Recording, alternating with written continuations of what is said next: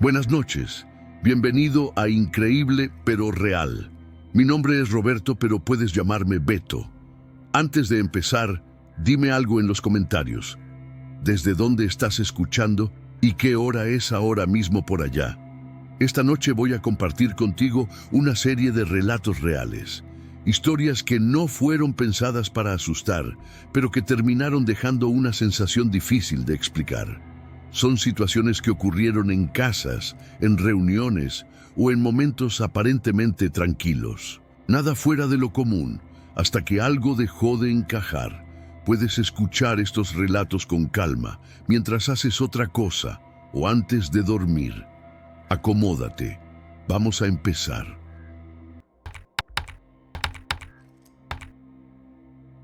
Llegué a la cabaña buscando silencio. Venía de semanas pesadas, de noches mal dormidas y una cabeza que no se callaba nunca. El lugar pertenecía a mi familia desde antes de que yo naciera, en una zona fría, rodeada de bosque y nieve casi todo el año. No era un sitio turístico ni transitado. De hecho, fuera de temporada, solía quedar completamente vacío. Justamente por eso lo elegí. El primer día fue tranquilo. Descargué el auto, encendí la calefacción y dejé mis cosas en la habitación principal del segundo piso. Desde el balcón se veía un mar de pinos cubiertos de nieve, inmóviles, como congelados en el tiempo. No había señales de otras personas, ningún auto, ninguna huella reciente en el camino de acceso. Me sentí aliviado. Pasé la tarde ordenando, cocinando algo simple y escuchando música baja. Cuando cayó la noche, la cabaña quedó envuelta en un silencio denso, apenas interrumpido por el crujido ocasional de la madera y el viento golpeando suave contra las paredes. Me fui a dormir temprano, cansado del viaje, convencido de que había tomado la decisión correcta. El segundo día amaneció con una nevada intensa. Abrí la puerta principal, solo unos centímetros para mirar afuera, y vi que todo estaba cubierto por una capa fresca de nieve. Cerré de nuevo y me preparé café. Pasé el día dentro, leyendo, mirando películas, saliendo solo un par de veces al balcón. Fue recién por la tarde cuando noté algo raro. Había huellas en la nieve. No estaban ahí por la mañana. Eran marcas claras, profundas, rodeando la cabaña. No seguían el camino de acceso ni iban hacia la puerta. Daban vueltas alrededor del perímetro, como si alguien hubiera caminado despacio, observando. Me quedé mirándolas varios minutos, tratando de convencerme de que podían ser antiguas, que quizás no las había visto antes. Pero la nieve seguía cayendo. Esas huellas eran recientes. Volví a entrar con una sensación incómoda en el pecho. Pensé que tal vez alguien de una cabaña cercana había salido a caminar. Aún así, cerré con llave y revisé las ventanas. Todo estaba bien. Intenté distraerme, pero ya no lograba relajarme del todo. Esa noche, mientras estaba acostado, mi perro levantó la cabeza de golpe. Sus orejas se tensaron y empezó a gruñir en dirección a la puerta del balcón. Me incorporé en la cama, escuchando. Al principio no oí nada. Luego, muy débil, llegó un sonido desde el techo. Pasos, no rápidos, espaciados, demasiado regulares. Pensé que podía ser nieve cayendo de los árboles o alguna rama golpeando, pero el sonido no encajaba.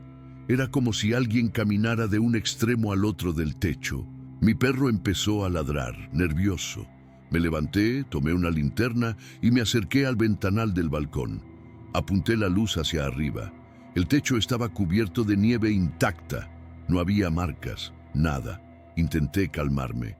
Apagué la linterna y me quedé observando la oscuridad. Fue entonces cuando vi algo entre los árboles, a unos metros del balcón. Una figura alta, demasiado delgada, parcialmente oculta por las ramas. No se movía, no reflejaba la luz, solo estaba ahí, recortada contra la nieve. Mi cuerpo reaccionó antes que mi mente. Retrocedí despacio, cerré la cortina y aseguré la puerta.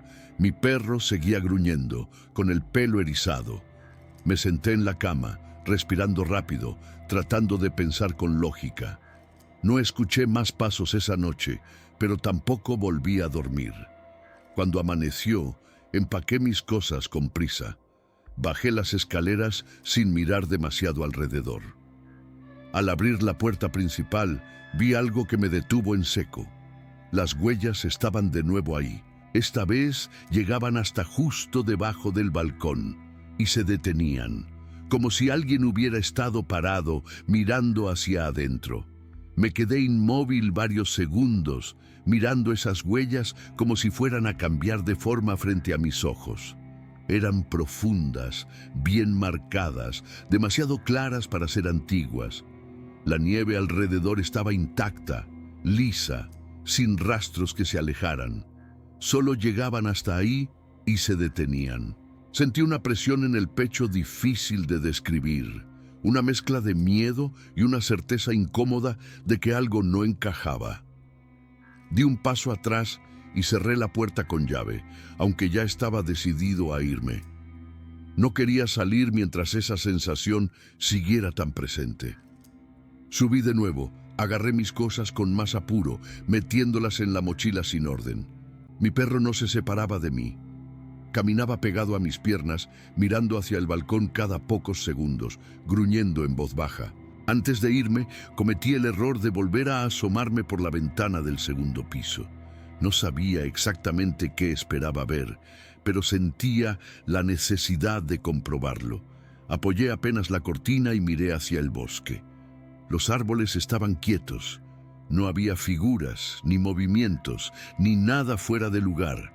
Sin embargo, la sensación no se fue. Era como si me observaran desde un punto que no lograba identificar. Bajé por última vez y salí. El aire frío me golpeó de inmediato. Caminé rápido hasta el auto, sin mirar alrededor más de lo necesario. Mientras abría la puerta, escuché un ruido seco detrás de mí. No era fuerte, más bien un crujido breve, como nieve compactándose bajo peso. Me quedé congelado con la mano en la manija. No me giré enseguida. Conté mentalmente hasta 3, respirando hondo. Cuando finalmente me di vuelta, no vi a nadie, solo el bosque. Pero algo había cambiado. Las huellas ya no estaban solo bajo el balcón. Había un nuevo rastro que se dirigía hacia el costado de la cabaña, perdiéndose entre los árboles, como si quien hubiera estado ahí hubiera decidido moverse recién en ese momento. Subí al auto sin pensarlo más. Arranqué y salí del camino de acceso con torpeza, patinando un poco sobre la nieve. No miré por el espejo retrovisor hasta estar bastante lejos. Cuando lo hice, la cabaña ya no se veía, solo los árboles cerrándose detrás. Durante el viaje, intenté explicarlo de 1000 maneras. Pensé en alguien del lugar, en un vecino curioso, en un cazador, pero ninguna explicación encajaba del todo. ¿Por qué subir al techo? ¿Por qué quedarse parado bajo el balcón? ¿Por qué no acercarse a la puerta? Cada pregunta llevaba a otra más inquietante. No volví a la cabaña durante mucho tiempo. Cuando lo hice, meses después, fui acompañado. El lugar estaba igual que siempre. No encontramos huellas, ni marcas, ni señales claras de que alguien hubiera estado allí. Todo parecía normal, demasiado normal. Mis acompañantes bromearon con mi reacción. Dijeron que el aislamiento y el cansancio podían jugarle malas pasadas a cualquiera. No discutí. Sin embargo, algo me llamó la atención antes de irnos. En el marco de la puerta del balcón, del lado de afuera, había una marca alargada, casi imperceptible, como si algo duro hubiera rozado la madera repetidas veces. Nadie supo decir qué era, yo tampoco. Desde entonces, evito los lugares demasiado aislados. Aprendí que el silencio absoluto no siempre es sinónimo de calma. A veces es solo el espacio perfecto para que alguien se mueva sin ser visto. Y aunque nunca volví a ver esa figura ni esas huellas, sé que no fue mi imaginación. Hay presencias que no buscan entrar, no buscan ser vistas, solo observar, y eso para mí fue suficiente para no volver nunca más. La publicación apareció a media tarde mientras estaba sentado en el sofá, deslizando sin pensar por el marketplace desde el celular. No estaba buscando nada en particular, solo matando el tiempo, pero ese anuncio me hizo frenar en seco. Un teléfono nuevo, todavía sellado, a un precio que no tenía ningún sentido, demasiado bajo para ignorarlo, lo suficientemente creíble como para no parecer una estafa obvia. Entré al perfil del vendedor. Foto normal, nombre común, varias publicaciones antiguas vendiendo cosas sin relación entre sí. Nada que gritara peligro. Le escribí con cautela, esperando una respuesta genérica o sospechosa.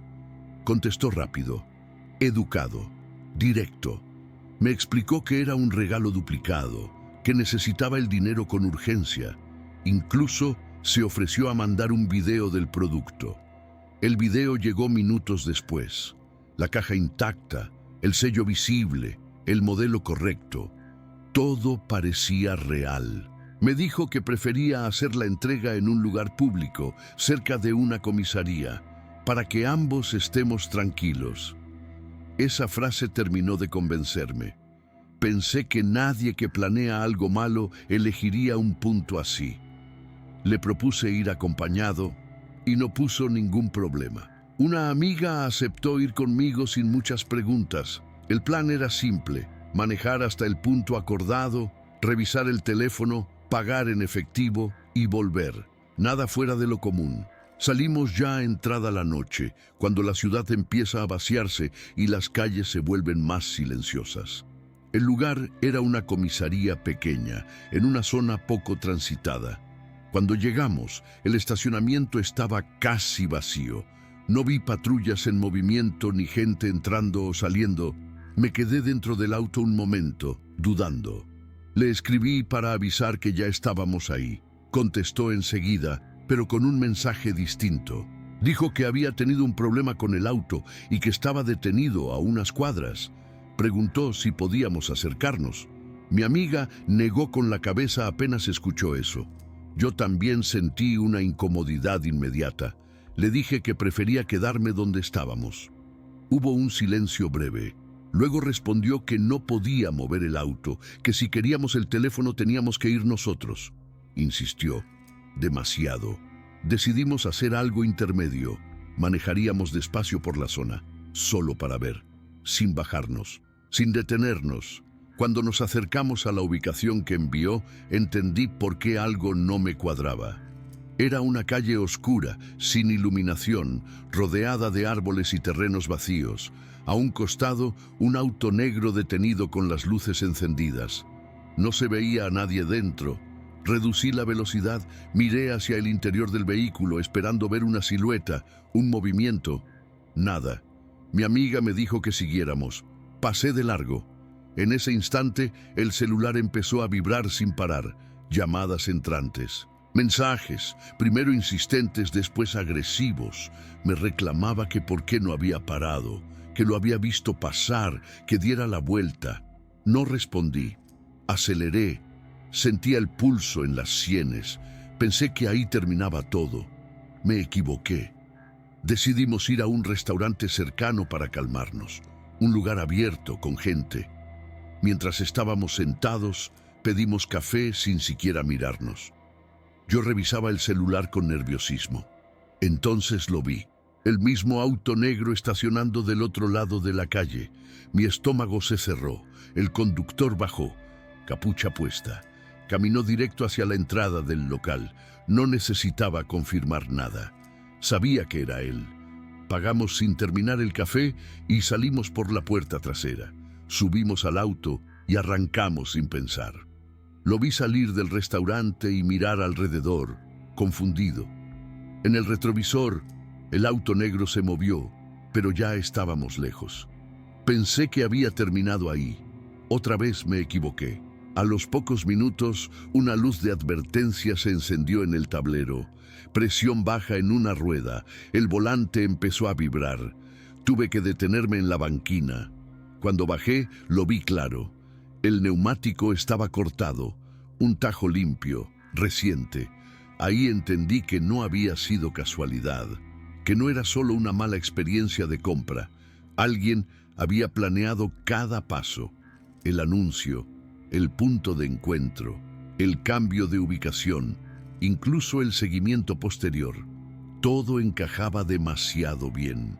Mientras cambiaba la rueda, no dejaba de mirar alrededor. Cada sombra parecía un movimiento, cada sonido una amenaza.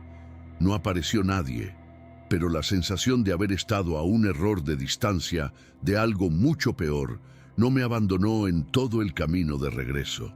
No volvimos a hablar del tema durante el resto del viaje. Mi amiga miraba por la ventana en silencio, y yo mantenía las dos manos firmes en el volante, intentando concentrarme solo en la carretera. Aún así, cada auto que aparecía detrás nos ponía tensos. No sabía si exageraba, pero sentía que de alguna manera todavía no había terminado. Llegamos a mi casa cerca de la medianoche. Antes de bajar, revisé los alrededores con cuidado, como si esperara ver ese auto negro estacionado a media cuadra. No había nada. Nos despedimos rápido. Ella se fue sin hacer bromas ni comentarios, algo raro viniendo de ella.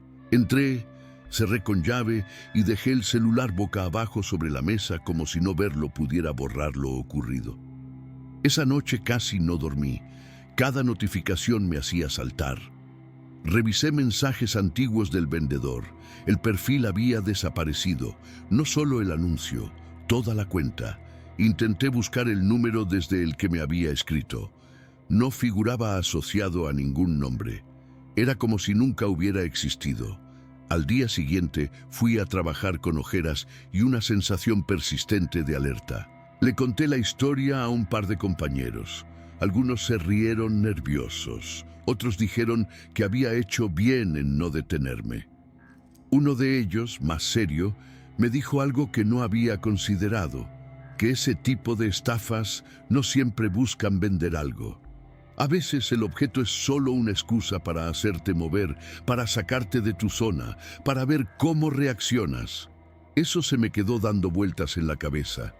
Empecé a repasar cada decisión.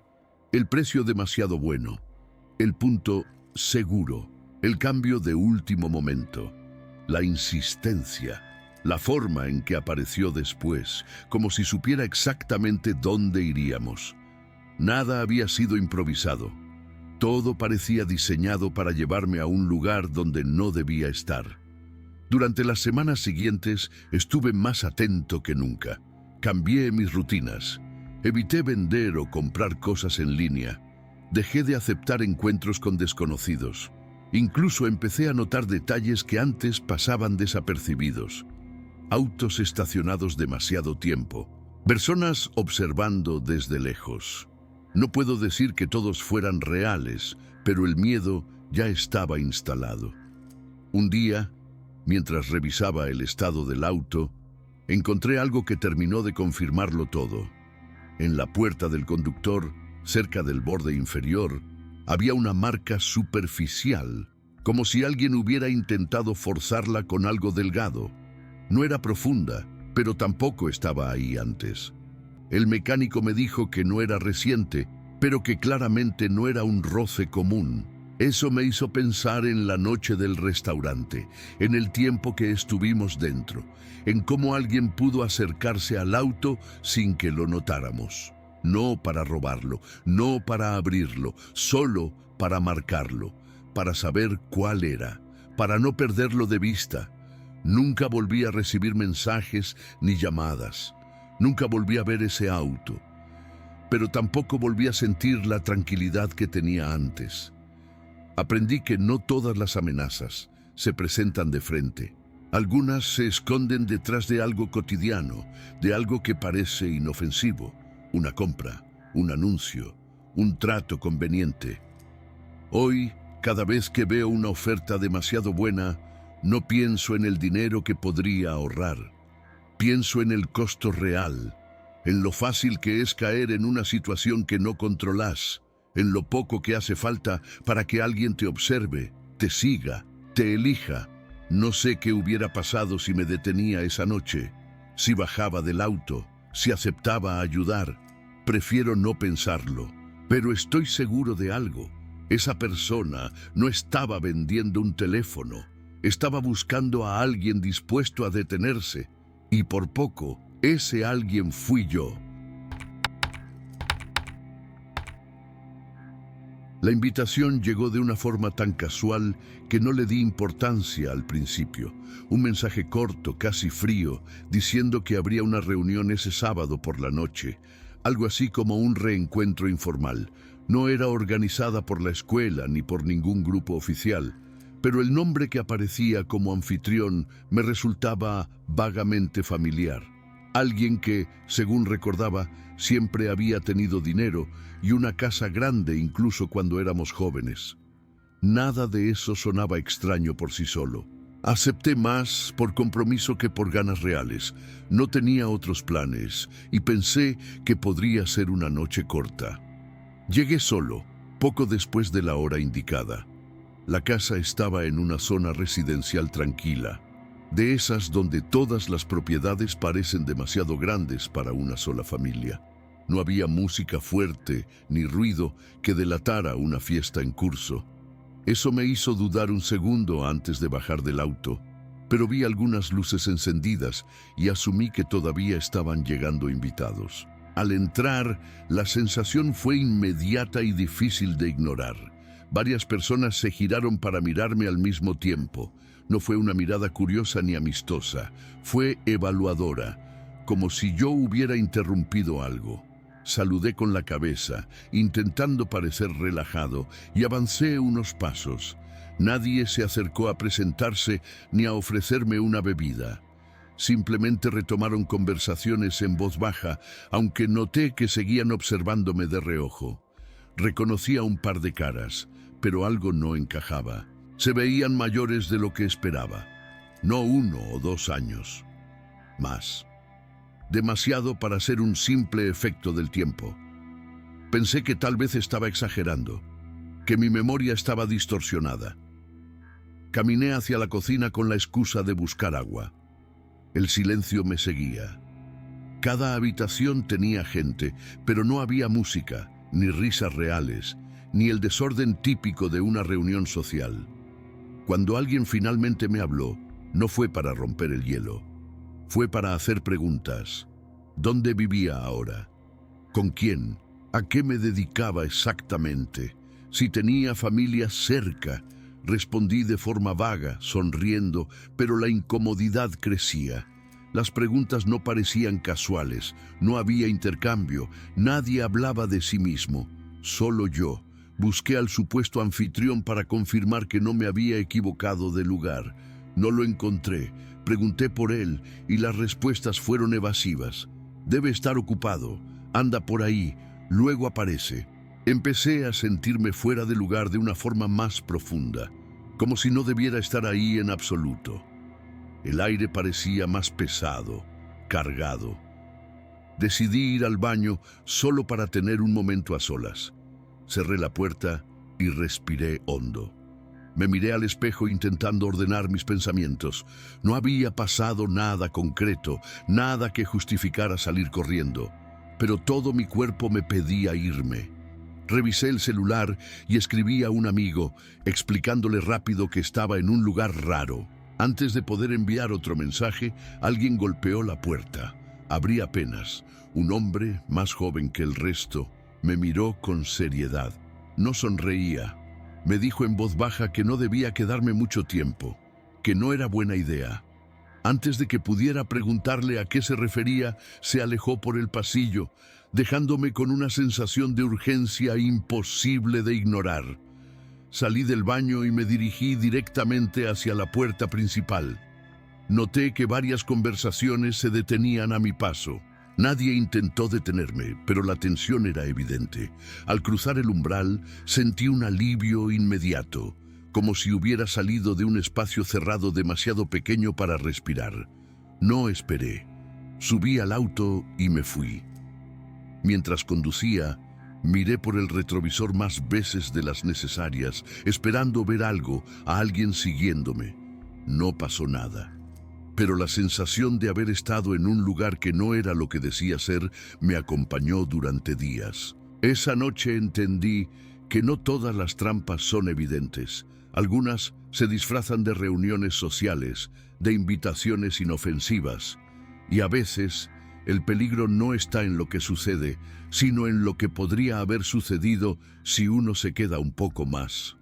No dormí bien esa noche. Cada vez que cerraba los ojos, volvía a verme entrando a esa casa, sintiendo esas miradas clavarse en mí como si hubiera cometido un error grave sin saber cuál. A la mañana siguiente intenté racionalizarlo todo. Me repetí que solo había sido una reunión incómoda, gente rara, nada más. Pero cuanto más lo pensaba, más detalles pequeños empezaban a pesar. Lo primero que me llamó la atención fue algo muy simple. Nadie había usado su teléfono en toda la noche. No vi a nadie revisando mensajes, sacando fotos ni mirando la hora. Puede parecer insignificante, pero en cualquier reunión social eso es casi inevitable. Ahí no. Era como si el tiempo no importara, o como si no quisieran distracciones. Decidí buscar información. Empecé por el nombre del supuesto anfitrión, redes sociales, antiguos contactos, cualquier cosa que confirmara que esa fiesta había sido real. Encontré su perfil, pero estaba inactivo desde hacía años. Ninguna mención a la reunión, ninguna foto reciente, ninguna interacción nueva. Eso ya me pareció extraño. Luego intenté con algunas de las personas que había reconocido vagamente. Les escribí mensajes casuales, preguntando si habían llegado bien a casa, si les había gustado la reunión. 2 nunca respondieron. Uno contestó horas después con una frase corta, como copiada. No sé de qué hablas. Nada más. Eso fue lo que terminó de inquietarme. No un rechazo, sino una negación directa, como si la reunión no hubiera existido, como si nunca hubiéramos estado ahí. Volví a revisar la invitación original. El mensaje seguía en mi teléfono, pero cuando entré al perfil desde el que había sido enviado, ya no cargaba. Foto eliminada, nombre genérico, sin publicaciones. Pasaron un par de días y empecé a convencerme de que estaba exagerando. Hasta que alguien me escribió. Un número desconocido, un mensaje breve. Hiciste bien en irte. Sentí un escalofrío inmediato. Respondí preguntando quién era. No hubo respuesta. Intenté llamar. El número no existía. Esa misma tarde, mientras volvía del trabajo, noté algo que me heló la sangre. Un auto estacionado frente a mi edificio. No uno llamativo, pero tampoco común. Estaba ahí cuando llegué y seguía ahí cuando bajé más tarde a sacar la basura. Las ventanas eran demasiado oscuras como para ver el interior. Me quedé mirándolo unos segundos más de lo necesario hasta que decidí entrar. No volvió a aparecer al día siguiente, ni al otro, pero la sensación de vigilancia ya estaba instalada. Empecé a pensar en las preguntas que me habían hecho en la fiesta. ¿Dónde vivía? ¿Con quién? Si tenía familia cerca. No eran preguntas para conocerme. Eran preguntas para ubicarme. Una semana después, volví a pasar por la zona de la casa, impulsado por una curiosidad que sabía que no era buena idea. Lo hice de día, con gente alrededor. La casa estaba ahí, exactamente como la recordaba. Pero había algo distinto. Un cartel pequeño en la reja. Propiedad privada. Nada más. No en venta. No alquila. Solo eso. Pregunté a un vecino, fingiendo interés inmobiliario. Me miró raro. Dijo que la casa llevaba años vacía, que nadie vivía ahí desde hacía mucho tiempo. Cuando le mencioné una fiesta reciente, frunció el ceño y negó con la cabeza. Me dijo que nunca había visto movimiento nocturno, que ese lugar siempre estaba oscuro. Me fui de ahí con un nudo en el estómago. No intenté averiguar más. No quise. Hay momentos en los que entender demasiado no trae alivio. Solo confirma que uno estuvo cerca de algo que no debía tocar. Hasta hoy no sé qué fue esa reunión. No sé quiénes eran esas personas, ni por qué yo estaba ahí. No sé si todos eran parte de lo mismo o si algunos, como yo, simplemente fueron invitados por error o curiosidad. Lo único que sé es que alguien se tomó el trabajo de crear un escenario completo, convincente, para atraer gente específica. Desde entonces, desconfío de las invitaciones vagas, de los eventos sin detalles claros, de los lugares donde nadie se presenta y todos observan, porque aprendí que no todas las trampas buscan cerrarse. Algunas solo necesitan que entres y te quedes el tiempo suficiente. Era año nuevo y la casa todavía olía a alcohol derramado y comida recalentada. Habíamos llegado a ese punto de la madrugada en el que la euforia ya se había ido y solo quedaba el cansancio, ese silencio extraño que aparece cuando una fiesta termina mal o demasiado tarde. Éramos pocos, solo los más cercanos, los que no tenían ganas de volver a casa o no podían manejar. Me había ofrecido a quedarme a dormir ahí. No era la primera vez. Conocía la casa desde hacía años y nunca me había generado ninguna incomodidad. Eso fue lo que me tranquilizó cuando, cerca de las 3 de la mañana, empezamos a escuchar un ruido que no encajaba con nada. Al principio fue apenas perceptible, un sonido lento y repetitivo, como un crujido largo que se estiraba en el aire. Pensamos que venía de la cocina. Las casas viejas siempre hacen ruidos raros cuando se enfrían por la noche. Pero cuando nos quedamos en silencio para escuchar mejor, entendimos que no venía de ahí. El sonido venía desde abajo, del sótano. La puerta del sótano siempre estaba cerrada, no con llave, pero sí pesada. Bajábamos poco. Ahí solo había cosas viejas, muebles en desuso, cajas, recuerdos que nadie quería tirar. Nos miramos sin decir nada.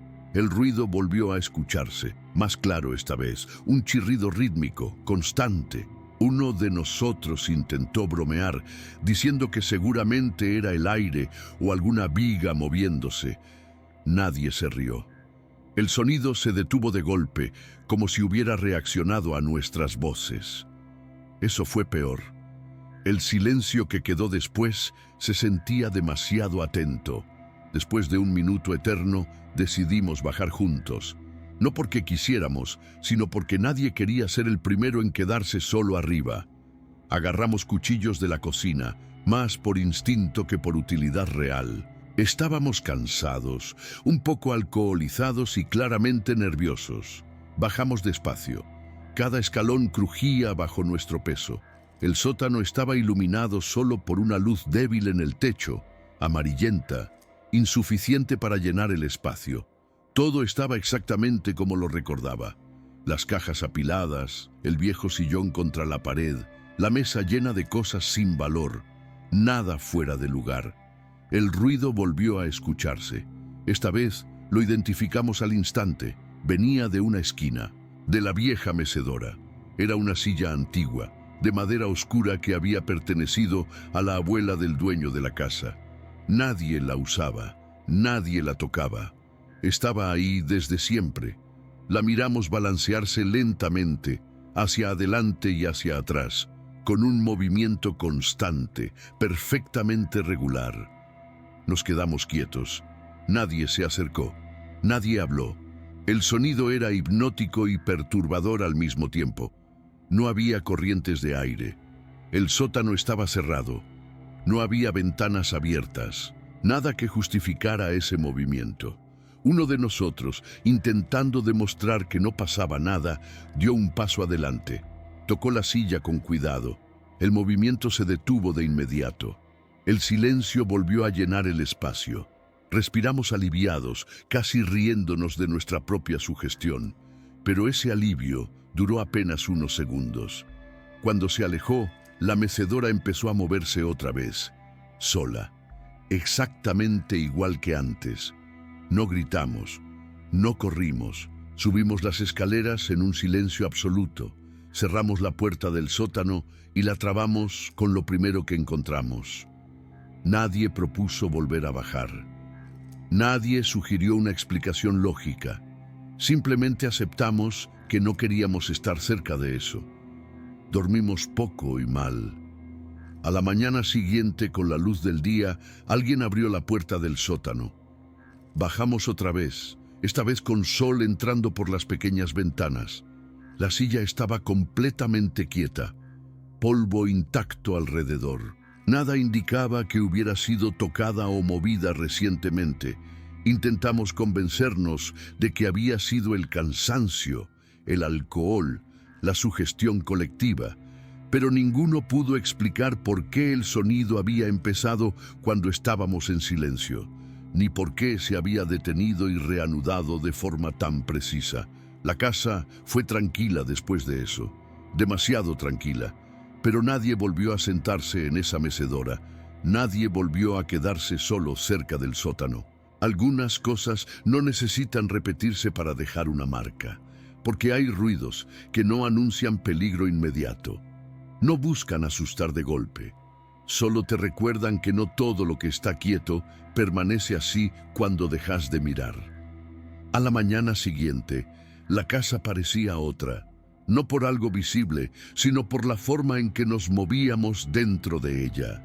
Nadie hablaba del sótano directamente, pero todos evitábamos pasar cerca de la puerta.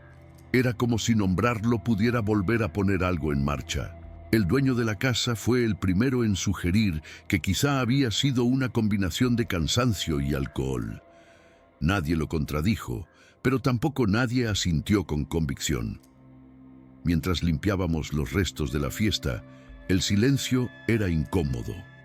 Cada ruido mínimo llamaba la atención. Un vaso apoyado con demasiada fuerza, una puerta que crujía, el piso de madera respondiendo al peso de alguien. Todo parecía exagerado. Yo no podía dejar de pensar en el movimiento de la silla, en lo regular que había sido, en lo poco caótico que resultaba para algo supuestamente accidental. Antes de irme, bajé solo hasta la mitad de la escalera del sótano. No crucé el umbral. Desde ahí, miré hacia adentro. La mecedora estaba en el mismo lugar, completamente quieta, apuntando hacia la pared como siempre. No había marcas nuevas en el suelo, ni señales de que alguien la hubiera tocado recientemente. Todo parecía normal. Eso era lo más inquietante. Pasaron semanas. El episodio se convirtió en una anécdota incómoda que solo se mencionaba en voz baja, generalmente acompañado de una risa nerviosa. Algunos decían que la casa era vieja, que la madera se contrae, que el aire puede generar movimientos extraños, explicaciones técnicas, razonables, necesarias. Yo intenté aceptarlas, pero algo cambió en mí después de esa noche. Empecé a prestar más atención a los detalles que antes ignoraba, a los objetos que se mueven apenas, a los sonidos que no tienen una fuente clara, a esas pequeñas rupturas en la lógica cotidiana que solemos descartar para no incomodarnos.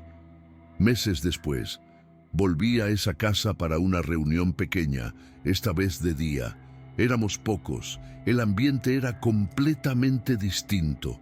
Luz entrando por las ventanas, gente despierta, conversaciones normales. En un momento, alguien mencionó que el dueño había decidido limpiar el sótano y deshacerse de algunas cosas viejas. La mecedora seguía ahí. Pregunté, fingiendo curiosidad, por qué no la había tirado. Me dijeron que nadie quería moverla, que cada vez que alguien lo proponía, otro cambiaba de tema. No había una razón concreta. Simplemente nadie se sentía cómodo haciéndolo. Eso me dejó una sensación extraña, como si todos hubiéramos llegado al mismo acuerdo silencioso sin decirlo en voz alta. Antes de irme, bajé otra vez. Esta vez sí entré. Estuve unos segundos frente a la silla. No la toqué. No me acerqué demasiado, solo la observé. Pensé en la cantidad de tiempo que llevaba ahí, en cuántas personas la habían visto, ignorado, olvidado, en cuántas noches había pasado en silencio absoluto. No se movió, No hizo ningún ruido, y aún así sentí que quedarme más tiempo no era buena idea. Nunca volví a escuchar algo parecido. Nunca volví a ver objetos moverse solos de forma tan clara. Y quizá por eso esa experiencia sigue tan presente. Porque no tuvo repetición, no tuvo explicación definitiva. Fue un único evento, breve, preciso, imposible de encajar del todo. Algunos dicen que el miedo necesita continuidad para ser real. Yo no estoy de acuerdo. A veces, una sola vez es suficiente. Un momento aislado puede cambiar la forma en que miras el mundo. Puede hacerte dudar de cosas que antes dabas por sentadas. Desde entonces, cuando escucho un ruido extraño en una casa silenciosa, no pienso de inmediato en fantasmas ni en historias sobrenaturales. Pienso en objetos comunes, en muebles viejos, en cosas que no deberían moverse y en lo perturbador que resulta cuando lo hacen sin una razón clara. Porque no todo lo inexplicable necesita una presencia para ser inquietante. A veces alcanza con una silla, una sola, moviéndose en la oscuridad cuando nadie la está mirando. Hasta aquí llegaron los relatos de esta noche. Algunas historias se olvidan rápido, otras se quedan en silencio, apareciendo cuando menos lo esperas. Tal vez no por lo que ocurrió, sino por la sensación que dejaron. Si alguna de estas experiencias te hizo pensar 2 veces, puedes dejar un comentario. Siempre leo lo que escriben, y si quieres seguir escuchando historias reales como estas, puedes suscribirte al canal. Gracias por acompañarme hasta el final. Nos vemos muy pronto.